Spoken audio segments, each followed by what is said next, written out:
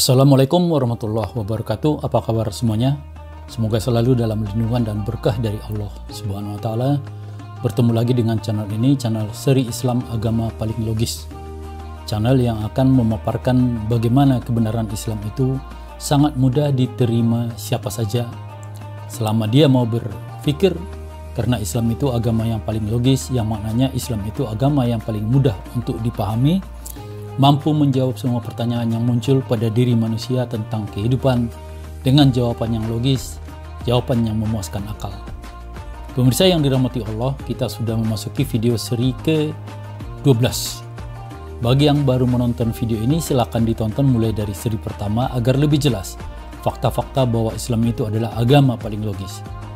Begitu juga jika Anda yang saat ini bukan beragama Islam, namun ingin tahu tentang Islam itu apa dan bagaimana, saya anjurkan juga untuk mulai nontonnya dari video seri pertama.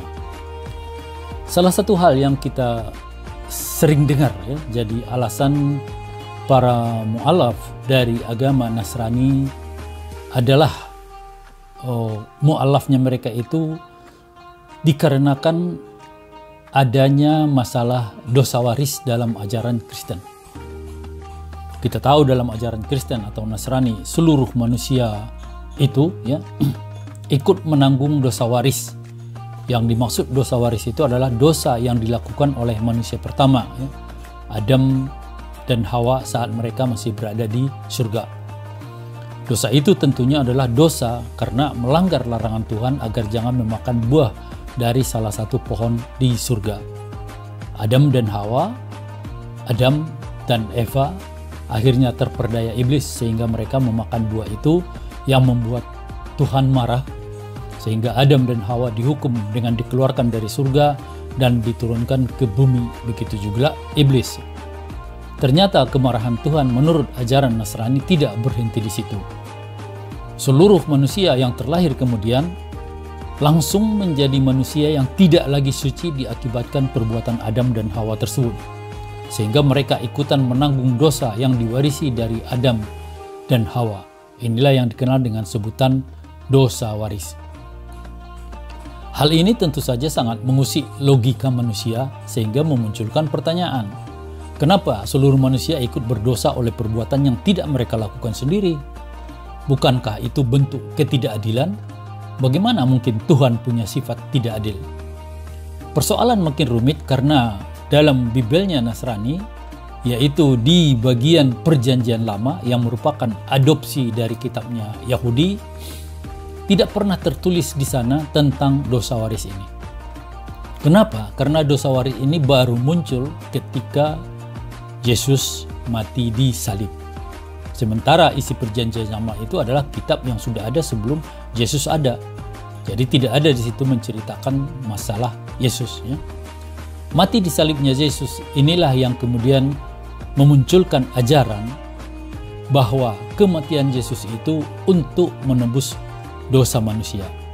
Maksudnya dosa waris tadi itu. Ya.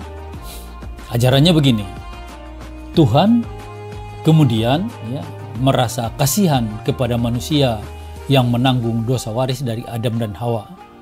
Jadi karena kasihannya, Tuhan kemudian ingin mengampuni dosa manusia itu lewat cara mengorbankan Yesus yang disebut sebagai anaknya untuk mati di kayu salib. Itulah inti dari ajaran adanya dosa waris dalam Nasrani. Ajaran ini memunculkan banyak sekali pertanyaan. Banyaknya pertanyaan itu menunjukkan hal ini tidak bisa diterima secara logika. Umpamanya pertanyaan, Tuhan kan Maha Kuasa. Kenapa dia tidak langsung saja memaafkan dosa waris manusia tanpa harus ribet mengorbankan dirinya yang menjelma jadi manusia, namun itu disebut bukan dia tapi anaknya? Dari masa Adam dan Hawa sampai masanya Yesus itu sudah ribuan atau bahkan puluhan ribu tahun lamanya. Kok lambat sekali ya baru Tuhan berkeinginan mengampuni atau menebus dosa waris manusia?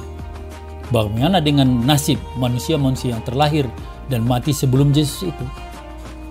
Di situ ada para rasul ya.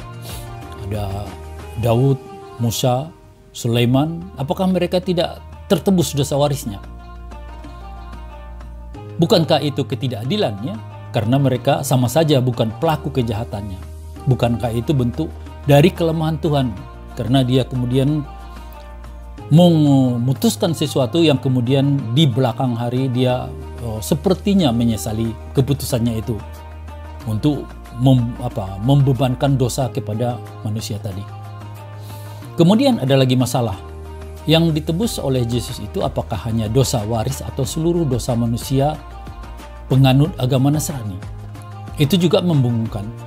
Karena saya pernah mendengar ceramah seorang pendeta yang mengatakan umat Islam itu umat insya Allah.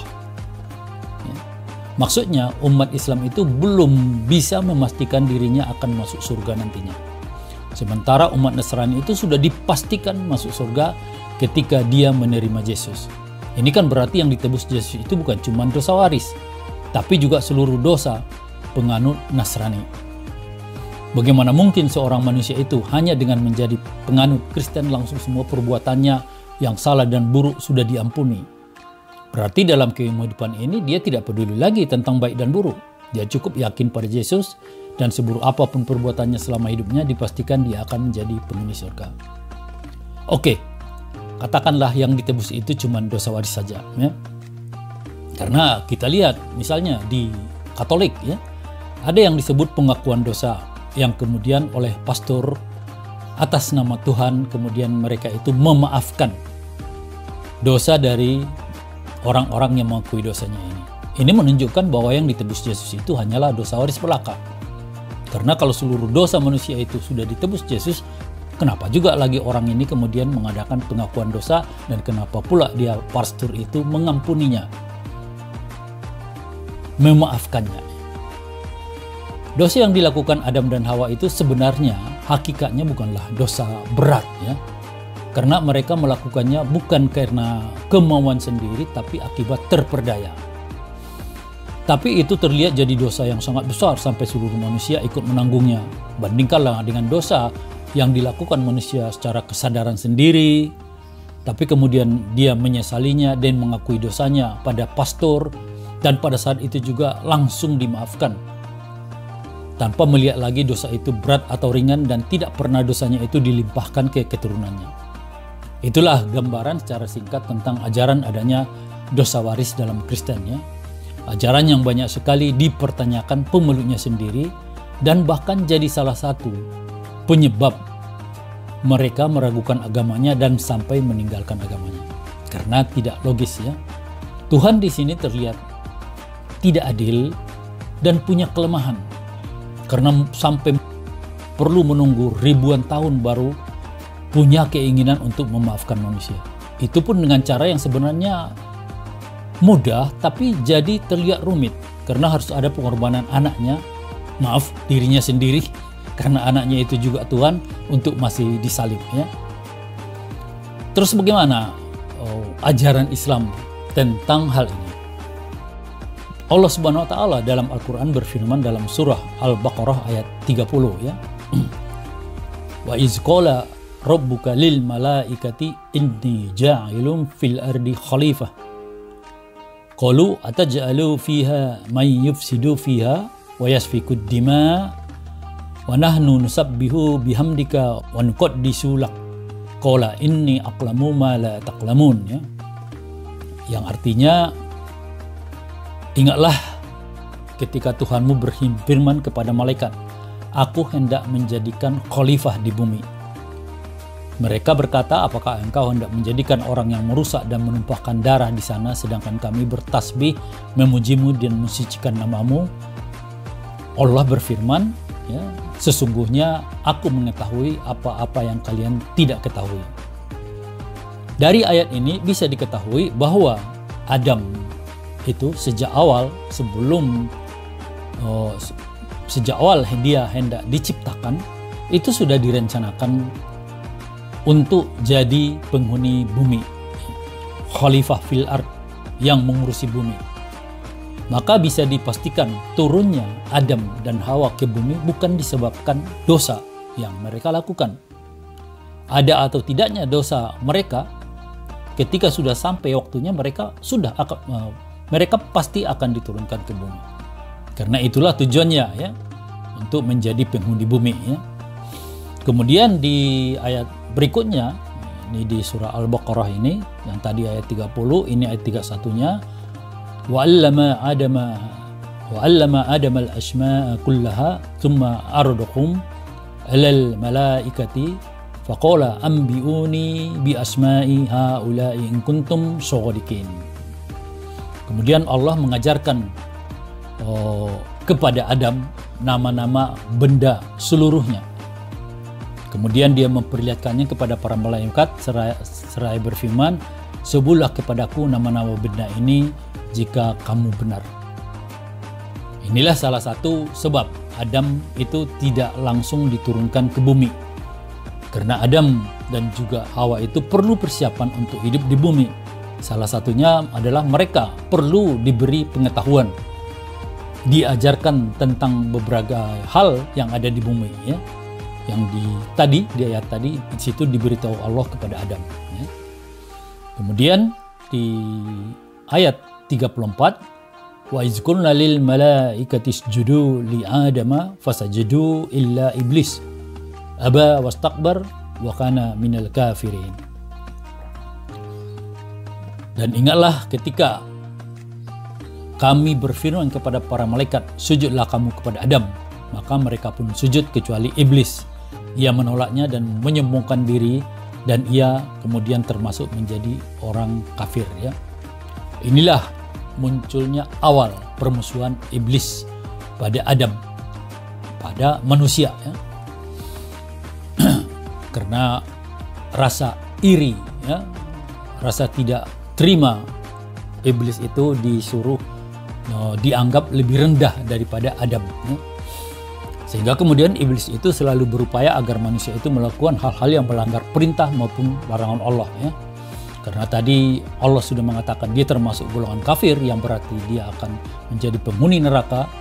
Dia tidak ingin sendirian menjadi penghuni neraka, dan dia ingin mengajak manusia sebanyak-banyak untuk mengikutinya menjadi penghuni neraka. Kemudian ayat berikutnya, wa qulna ya Adam uskun anta wa zaujukal jannah wa kula minha ragadan haitsu tiktuma wa la taqraba hadhihi syajarata fatakuna minadh dhalimin. Kami berfirman, wahai Adam, tinggallah engkau dan istrimu di dalam surga, makanlah dengan nikmat berbagai makanan yang ada di sana sesukamu, dan janganlah kamu dekati pohon ini sehingga kamu termasuk orang-orang yang zalim. Adam dan Hawa ditempatkan kemudian di surga, yang nantinya itu akan menjadi tempat manusia kelak ketika mereka dibangkitkan kembali di kehidupan akhiratnya. Tujuannya agar Adam dan Hawa merasakan nikmatnya surga dibanding kehidupan di dunia. Sehingga kemudian mereka berupaya untuk menjaga keturunannya agar kemudian bisa nanti menjadi penghuni surga ya. Kemudian ayat berikutnya, fa ajallahuma syaitanu anha fa akhrajahuma mimma kana fihi wa qulna habitu baqdukum li baqdin adu wa lakum fil ardi mustaqarrum wa mata'un ilahin. Lalu setan atau iblis tadi menggelincirkan keduanya darinya, sehingga keduanya dikeluarkan dari segala kenikmatan ketika keduanya ada di sana surga ya. Kami berfirman, turunlah kamu, sebagian kamu menjadi busuk bagi yang lain, serta bagi kamu ada tempat tinggal dan kesenangan di bumi sampai waktu yang ditentukan. Di sini kemudian iblis ya berhasil memperdaya Adam dan Hawa dengan melanggar larangan Allah untuk tidak makan buah dari pohon yang dilarang tadi ya. Kejadian ini harus dialami Adam dan Hawa ya, agar mereka tahu betapa buruknya ya, iblis itu bagi manusia ya. Sehingga nanti ketika mereka sudah di bumi, hidup di bumi, mereka lagi tidak terperdaya lagi pada iblis ya. Dan ini mereka ajarkan kepada keturunan mereka. Kemudian ayat berikutnya, Fatalaqqa Adamu min rabbih kalimatin fataba alaih innahu huwat tawwabur rahim. Kemudian Adam menerima beberapa kalimat dari Tuhannya, lalu dia pun menerima taubatnya. Sesungguhnya dialah yang maha penerima taubat lagi maha penyayang. Di sini Allah tegas telah mengatakan menerima taubatnya Adam alaihissalam. Berarti sesudah melakukan kesalahan itu Adam alaihissalam kemudian mohon ampun kepada Allah ya. Doa mohon ampunnya itu kita bisa lihat ya di dalam surah Al-A'raf ya ayat 23 yang berbunyi Rabbana dzalamna anfusana wa illam taghfir lana wa tarhamna lanakunanna minal khasirin. Artinya, ya Tuhan kami telah menzalimi diri kami sendiri. Jika Engkau tidak mengampuni kami dan tidak merahmati kami, niscaya kami termasuk orang-orang yang rugi. Dari rangkaian penjelasan tadi, kita bisa melihat bahwa pertama, Adam sejak awal sebelum diciptakan, sudah disebut itu diciptakan Allah untuk menjadi penghuni bumi. Sehingga turunnya Adam dan Hawa ke bumi bukanlah hukuman. Adam dan Hawa kemudian tidak langsung diturunkan ke bumi, tapi terlebih dahulu ditempatkan di surga agar mereka melihat dan merasakan nikmatnya surga, sehingga saat di bumi mereka akan berusaha untuk kelak menjadi penghuni surga kembali. Juga ada masa di mana Allah mengajari Adam segala hal ya, agar ketika di bumi dia tidak lagi kebingungan. Begitu juga kejadian Adam tadi itu digoda iblis ya, agar Adam tahu benar-benar bahwa iblis itu adalah musuh manusia selamanya. Jadi Adam tergoda iblis atau tidak tergoda iblis, Adam dan Hawa tetap akan diturunkan ke bumi. Karena itulah tujuan penciptaannya untuk hidup di bumi. Ketika Adam dan Hawa tergoda iblis sehingga melanggar larangan Allah, Adam langsung minta ampun. Dan itu dimaafkan Allah saat itu juga. Yang berarti kesalahan Adam dan Hawa yang sudah diampuni itu tentu tidak mungkin lagi dipukul oleh manusia seluruhnya. Karena sudah diampuni. Mana yang lebih logis atau masuk akal? Dari seluruh penjelasan Al-Quran ini, tidak ada di sini yang mengusik logika kita sebagai manusia yang punya akal. Allah terlihat tidak ada kekurangan di sini. Begitu Adam dan Hawa mohon ampunan, langsung diampuni. Allah itu terlihat adil, sehingga dosa Adam tidak kemudian ditanggung oleh anak manusia keturunannya. Begitulah logisnya Islam. Allahu Akbar. Wallahu a'lam bishawab. Demikian video kita kali ini. Sampai bertemu pada video seri berikutnya. Dukung terus channel ini agar semakin banyak yang menontonnya, sehingga pesan dakwahnya semakin luas. Dan juga subscribe, like, komen, dan tekan lonceng notifikasinya agar jangan ketinggalan seri-seri berikutnya. Assalamualaikum warahmatullahi wabarakatuh.